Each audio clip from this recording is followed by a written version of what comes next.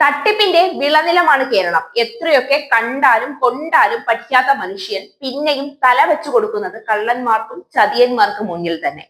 എങ്ങനെ എളുപ്പത്തിൽ കാശുണ്ടാക്കാം, സമ്പന്നരാകാം, ജോലി നേടാം, വീട് വെക്കാം, കാർ വാങ്ങാം, ഇതൊക്കെയാണ് മലയാളിക്ക് എപ്പോഴും പ്രിയം.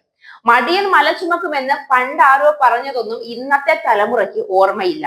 എളുപ്പത്തിൽ കൈ നനയാതെ മീൻ പിടിക്കാൻ ശ്രമിക്കുന്നവരൊക്കെ ഒടുവിൽ കുളത്തിൽ വീണ ചരിത്രമേയുള്ളൂ. പൊതുമേഖലാ സ്ഥാപനമായ KMML ജോലി വാഗ്ദാനം ചെയ്ത് 25 ലക്ഷം തട്ടിയെന്ന പരാതിയിൽ മുസ്ലിം ലീഗ് നേതാവിന്റെ പേരിൽ കേസെടുത്തു. ലീഗ് ദേശീയ കൗൺസിൽ അംഗമായ ശൂരനാട് സ്വദേശി അബ്ദുൾ വഹാബിന്റെ പേരിലാണ് ചവറ പോലീസ് കേസെടുത്തിരിക്കുന്നത്.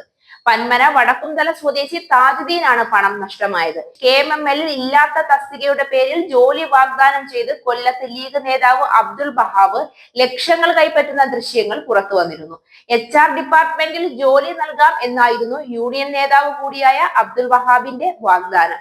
ലീഗിലെ ഉന്നത നേതാക്കളുമായുള്ള ബന്ധങ്ങളാണ് പ്രതി തട്ടിപ്പിനായി ഉപയോഗിച്ചത്. കുഞ്ഞാലിക്കുട്ടിയുടെയും ഇബ്രാഹിം കുഞ്ഞിന്റെയും ആളുകൾ ഇപ്പോഴും കമ്പനിയിൽ ഉണ്ടെന്ന് വഹാബ് പറയുന്നത് ദൃശ്യങ്ങളിൽ വ്യക്തമാണ്.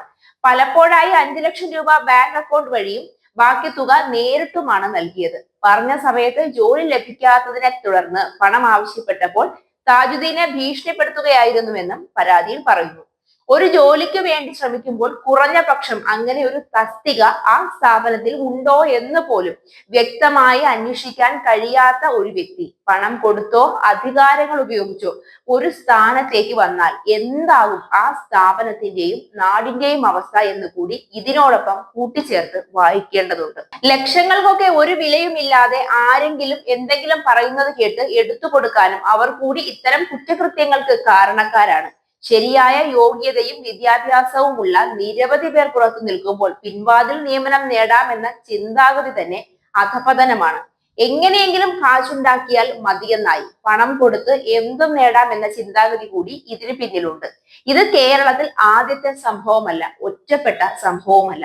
കഴിഞ്ഞ ഒരു വർഷത്തിനിടെ കേരളം കണ്ടത് ജോലി തട്ടിപ്പിന്റെ എത്ര മുഖങ്ങളാണ്. എന്നിട്ടും പിന്നെയും ജനങ്ങൾ വിശ്വസിക്കുന്നു എന്നുണ്ടല്ലോ.